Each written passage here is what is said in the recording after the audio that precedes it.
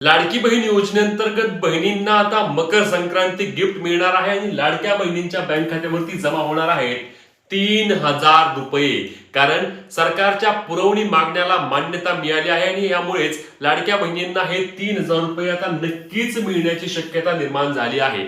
आणि हे आता राज्याचे मंत्री असतील किंवा सभापती असतील यांच्या देखील माध्यमातून पोस्ट करायला सुरुवात झाली आहे. म्हणूनच लाडक्या बहिणींसाठी आता अत्यंत आनंदाची बातमी असणार आहे. चला याबाबतचे पुरावे तुम्हाला दाखवतो. तर लक्षात घ्या, या ठिकाणी आपल्या राज्याचे अन्न व नागरी पुरवठा मंत्री आहेत छगन भुजबळ यांनी देखील पोस्ट केली आहे. लाडक्या बहिणींना त्या ठिकाणी डिसेंबर व जानेवारी महिन्याचे एकत्रित 3,000 रुपये मिळणार आहेत. त्या ठिकाणी तारीख देखील बघा, 14 जानेवारीच्या आधी लाडक्या बहिणींच्या बँक खात्यावरती हे 3,000 रुपये जमा होतील. असेच आपले जे विधान परिषद सभापती आहेत राम शिंदे यांनी देखील सांगितलं आहे की लाडक्या बहिणींना 3,000 रुपये जमा होणार आहेत.